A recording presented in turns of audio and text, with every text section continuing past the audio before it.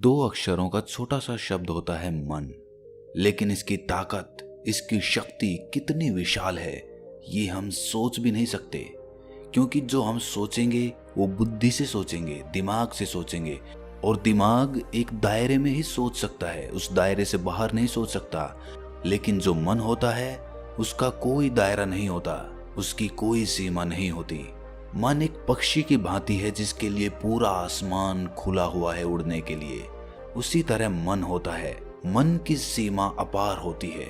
लेकिन जिस हथियार में जितनी ज्यादा शक्ति होती है उस हथियार को इस्तेमाल करना उतना ही ज्यादा कठिन होता है। यही बात मन पर भी लागू होती है। इसमें इतनी ताकत होने के कारण इसको इस्तेमाल करना भी उतना ही कठिन होता है। और अक्सर इंसान अपनी पूरी जिंदगी में अपने मन को इस्तेमाल करना सीख ही नहीं पाता, उसकी शक्तियों को पहचान ही नहीं पाता। अगर आप पूरे एकाग्र भाव से अपने मन में एक विचार और भाव पैदा करते हैं कि मुझे दुनिया के फलां देश की फलां लाइब्रेरी में रखी हुई फलां किताब पढ़नी है, तो ये पूरा ब्रह्मांड उस किताब को हमारे लिए उपलब्ध कराने में लग जाएगा। जी हाँ, सुनने में ये बात असंभव लगती है, लेकिन अगर हम पूरे एकाग्र भाव से विचार करते हैं और पूरा सच्चा भाव करते हैं उस चीज को पाने का, उस वस्तु को पाने का, तो पूरा ब्रह्मांड उसे हमारे लिए उपलब्ध कराने में लग जाता है। आज की जो मैं कहानी आपको सुनाने वाला हूँ उसके बाद आप अपनी मन की शक्तियों को इस्तेमाल करना सीख जाओगे। उसके बाद आप जो भी पाना चाहते हो, जो भी जीवन में करना चाहते हो, उसको अपने मन की शक्तियों से संभव कर पाओगे। तो इससे पहले कि आप इस कहानी में खो जाएं, इस चैनल को सब्सक्राइब जरूर कर लें। तो चलिए कहानी शुरू करते हैं। एक बार की बात है, एक गुरु एक आश्रम में अपने शिष्यों को ध्यान प्रक्रियाओं की शिक्षा देते थे। तरह तरह के ध्यान लगाने के रास्ते वो उन्हें बताते रहते। वो गुरु बहुत ही प्रतिभाशाली थे। उनके चेहरे से उनकी शांत और सौम्य मुद्रा सभी बच्चों को आकर्षित करती थी। उनका चेहरा हमेशा सकारात्मक ऊर्जा से भरा होता था और जो भी उनसे मिलता था या उनके चेहरे को देखता था तो उसके हृदय में भी गुदगुदी होने लगती थी। इससे सभी बच्चे आकर्षित थे। सभी बच्चे चाहते थे कि हम अपने गुरु की भांति बन जाएं, हम गुरु की तरह ही शांत और सौम्य बन जाएं। लेकिन बहुत प्रयास करने के बाद भी बच्चे उनकी स्थिति पे नहीं पहुंच पाते थे। वो इस बात पर कभी गौर ही नहीं करते थे कि गुरु ने इस अवस्था को पाने के लिए कितनी साधना की है, कितनी उम्र बिताई है, कितना संयम रखा है। उनका एक शिष्य था, वो भी उनसे बहुत ज्यादा आकर्षित था और वो चाहता था कि मैं जल्द से जल्द अपने गुरु की तरह बन जाऊं। इसीलिए बहुत सारी ध्यान प्रक्रियाएं करने के बाद भी जब वो उस अवस्था को हासिल नहीं कर पाया तो उसने सोचा कि गुरु हमसे पूरा ज्ञान नहीं दे रहे हैं, गुरु हमसे कुछ ना कुछ छिपा रहे हैं। इसी संदेह ने उसके मन को घेर लिया। उसका मन पूरा संदेह से भर गया और इस संदेह का निवारण करने के लिए उसने सोचा कि मैं पूरी तरह से गुरु की नकल करने लग जाता हूँ। जिस तरह पूरे दिन में गुरु आचरण करते हैं उसी तरह से मैं भी करूँगा तो मैं भी इस अवस्था को प्राप्त कर लूँगा। इसीलिए उसने सुबह शाम दिन रात गुरु का अनुसरण करना शुरू कर दिया। वो छुप छुप कर अपने गुरु को देखा करता था कि गुरु किस तरह बैठते हैं, किस तरह उठते हैं, किस तरह ध्यान लगाते हैं, किस तरह किसी से बातचीत करते हैं, किस तरह गुरु चलते हैं। उसने हर छोटे से छोटा गुरु का व्यवहार नकल करना शुरू कर दिया। जिस तरह गुरु आचरण करते थे उसी तरह उस शिष्य ने करना आरंभ कर दिया। पहले उसने देखा कि गुरु किस तरह बात करते हैं तो उसने भी उसी तरह बात करनी शुरू कर दी। फिर उसने देखा कि गुरु किस तरह चलते हैं तो उसने भी उसी तरह चलना शुरू कर दिया। लेकिन ये सब नकल वो गुरु से छुप छुप कर करता था, उनके सामने कभी नहीं करता था। लेकिन कुछ दिन बीत जाने के बाद वो हिम्मत करके एक दिन गुरु के साथ चल पड़ा।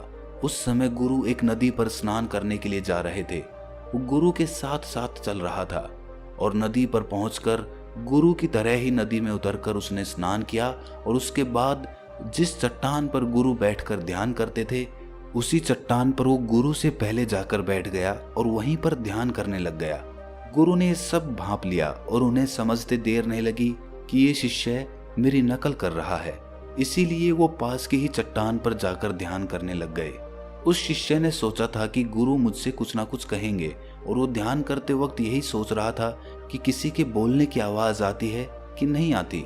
लेकिन थोड़ी देर बाद भी जब गुरु कुछ नहीं बोले तो उसने आंखें खोलकर गुरु की तरफ देखा। गुरु उसकी तरफ देखकर मुस्कुरा रहे थे। इस पर शिष्य ने पूछा कि गुरुवर, आप मुस्कुरा क्यों रहे हैं?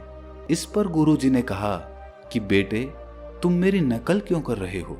शिष्य ने कहा कि गुरुजी, मैं आपकी तरह बनना चाहता हूँ। मैं चाहता हूँ कि मैं भी आपकी तरह शांत और सौम्य बन जाऊं, आप ही की तरह बात कर सकूं, आप ही की तरह चल फिर सकूं। ये सुनकर गुरु ने कहा कि बेटे, नकल करना बंदरों का काम होता है। बंदर दूसरों की नकल करते हैं और वैसा ही व्यवहार करते हैं, लेकिन हम बंदर की योनि से ऊपर उठकर इंसान की योनि में आए हैं। हमने इंसान के रूप में जन्म लिया है और तुम दोबारा से बंदर बन जाना चाहते हो? ये कहाँ की समझदारी है? ये सुनकर शिष्य ने कहा, लेकिन गुरुजी, इतना ध्यान करने के बाद भी मुझ में कोई खास बदलाव नहीं आ रहा है और मैं आपकी तरह बनना चाहता हूँ, आप ही की तरह सत्य को प्राप्त करना चाहता हूँ। वो मुझे कैसे हासिल होगा? ये सुनकर गुरु कहते हैं कि पहले तो तुम मेरी नकल करना बंद करो और इसके लिए मैं तुम्हें एक छोटी सी विधि बताता हूँ। क्या तुम कर पाओगे? शिष्य ने कहा, जी गुरुदेव, मैं बिल्कुल करूँगा, आप बताएं तो सही। इस पर गुरुजी ने कहा कि तुम 1 महीने तक अपने विचारों को देखना शुरू करो और जो भी विचार आता है उन विचारों की संख्या के रूप में तुम लकड़ियां इकट्ठी करने लगो। ध्यान रहे, एक विचार के बदले 1 लकड़ी, और 1 महीने में ये सारी लकड़ियां इकट्ठी करके जो सामने झोपड़ी है उसमें रखते जाओ। ध्यान रहे, हर एक विचार के लिए 1 लकड़ी। जब भी तुम्हें कोई विचार आए तो उसके परिणाम स्वरूप तुम 1 लकड़ी उठाकर उस झोपड़ी में रख देना। ये प्रक्रिया तुम 1 महीने तक करो। शिष्य ने कहा, जी गुरुदेव, मैं ऐसा जरूर करूंगा। मैं 1 महीने तक जितने मुझे विचार आएंगे उनके परिणाम स्वरूप उतनी ही लकड़ियां इकट्ठी करके इस झोपड़ी में रखता जाऊंगा। इस पर गुरु ने कहा, इसके साथ तुम्हें एक काम और करना है। जो भी विचार ध्यान, ज्ञान और सत्य का होता है, उन विचारों की लकड़ियां इकट्ठी करके झोपड़ी से बाहर रखना। ध्यान रहे, बाकी विचारों की लकड़ियां झोपड़ी के अंदर और जो ध्यान, ज्ञान और सत्य की लकड़ियां हो वो झोपड़ी के बाहर रखनी है। और ये सब प्रक्रिया तुम्हें 1 महीने तक करनी है। इस पर शिष्य ने पूछा, लेकिन गुरुजी, इससे होगा क्या? गुरुजी ने कहा कि ये तुम्हें ये प्रक्रिया पूरी करने के बाद ही पता चलेगा। तुम बिना परिणाम की चिंता किए हुए इस प्रक्रिया को 1 महीने तक करो। उसके बाद क्या हासिल होता है वो हम बाद में चर्चा करेंगे। उस शिष्य ने ऐसा ही किया। 1 महीने तक जो भी विचार आता रहा उसने उसके परिणाम स्वरूप उतनी ही लकड़ियां इकट्ठी करके झोपड़ी के अंदर और बाहर रखता रहा। 1 महीने का समय बीतने के बाद वो गुरुजी के पास गया और गुरुजी को कहा कि गुरुवर, मैंने वो प्रक्रिया पूरी कर ली है। ये सुनकर गुरुजी उसके साथ आए और उस झोपड़ी के अंदर गए जहां पर उसने वो लकड़ियां इकट्ठी कर रखी थी। गुरुजी ने देखा कि वहां पर बहुत सारी लकड़ियां इकट्ठी हो रखी हैं। इसके बाद गुरुजी बाहर आए तो बाहर उन्होंने देखा कि बहुत थोड़ी सी लकड़ियां इकट्ठी हो रखी है। इसका मतलब ये था कि ध्यान, ज्ञान और सत्य के विचार कम थे और बाकी के दूसरे विचार उससे कई गुना ज्यादा थे। ये देखने के बाद गुरुजी ने उस शिष्य से कहा कि बेटे, तुम अब एक काम करो, झोपड़ी के अंदर जितनी भी लकड़ियां हैं उन्हें उठाकर नदी में बहा दो। ये सुनकर शिष्य आश्चर्यचकित होकर बोला कि गुरुजी, ये तो बहुत सारी लकड़ियां हैं, इतनी लकड़ियों का बोझ तो मैं उठा भी नहीं पाऊंगा। ये सुनकर गुरुजी मुस्कुराए और बोले कि जब तुम इतनी लकड़ियों का बोझ नहीं उठा सकते तो इतने विचारों का बोझ कैसे उठा लेते हो? शिष्य ने कहा कि गुरुजी, विचारों में तो कोई वजन ही नहीं होता है। इस पर गुरुजी ने कहा, यही तो तुम्हारी गलतफहमी है। विचारों में इन लकड़ियों से भी ज्यादा वजन होता है, लेकिन वो हमें महसूस नहीं होता क्योंकि वो वजन हमारे शरीर पे ना होकर हमारे मन पे होता है, हमारे मस्तिष्क पे होता है। तुम खुद देखो, सत्य, ज्ञान और ध्यान के विचार कितने थोड़े से हैं और बाकी के फालतू विचार कितने ज्यादा हैं, और तुम इतने थोड़े से सत्य के विचारों को लेकर परमात्मा को प्राप्त करना चाहते हो। तुमने परमात्मा का इतना थोड़ा मूल्य लगाया है।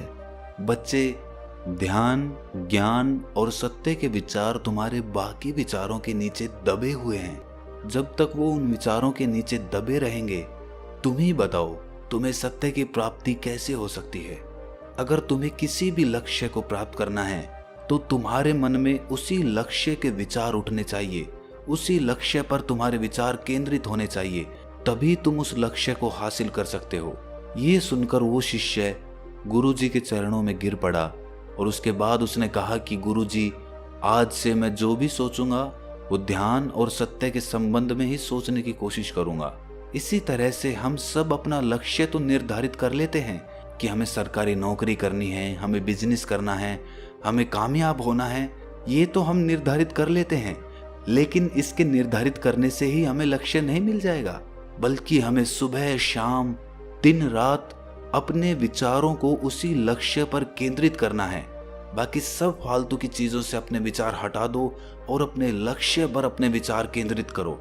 एक बार अगर तुमने लक्ष्य पर अपने विचार केंद्रित कर दिए, अगर तुमने सच्चा भाव बना लिया अपने लक्ष्य के प्रति, तो दुनिया की कोई ताकत नहीं है जो तुम्हें अपना लक्ष्य पाने से रोक सके। तुम्हें किसी की मोटिवेशन की जरूरत नहीं है, खुद की मोटिवेशन खुद बनो। और उसके लिए जो ताकत चाहिए, जो पावर चाहिए, वो तुम्हारा मन, तुम्हारा मस्तिष्क तुम्हें प्रदान करेगा। लेकिन इसके लिए तुम्हें अपने लक्ष्य के प्रति सच्चा होना पड़ेगा। अगर अपने लक्ष्य से ही धोखा करोगे तो समझ लेना तुम खुद के साथ धोखा कर रहे हो। इसीलिए खुद को धोखा मत दो, क्योंकि आज नहीं तो कल तुम्हें एहसास हो जाएगा कि तुम किसी और को धोखा नहीं दे रहे थे, तुम खुद को ही धोखा दे रहे थे। खुद को ही तुम झूठ में रखे हुए थे, खुद के मन को ही तुम पागल बना रहे थे। क्योंकि आखिरकार तुम जो भी करोगे वो खुद के लिए करोगे। अगर कल को तुम अपना लक्ष्य प्राप्त करोगे तो सबसे ज्यादा खुशी किसे होगी? सिर्फ तुम्हें होगी, और तुम्हारे बाद तुम्हारे घर वालों को होगी। इसीलिए अपनी खुशी के लिए, अपने घर वालों की खुशी के लिए अपने लक्ष्य के प्रति सच्चे रहो, ईमानदार रहो और अपने विचारों को, अपने मन को अपने लक्ष्य की तरफ केंद्रित कर दो और पूरी ताकत झोंक दो। फिर देखना कि जिस लक्ष्य पे तुम 5 साल में पहुंचने वाले थे, वो लक्ष्य तुम 1 साल में हासिल कर लोगे। तो दोस्तों, कैसी लगी आपको ये कहानी? कमेंट सेक्शन में जरूर बताना। अगर अच्छी लगी तो चैनल को सब्सक्राइब जरूर कर लेना। तो मिलते हैं अगली कहानी में, तब तक के लिए अपना ख्याल रखें।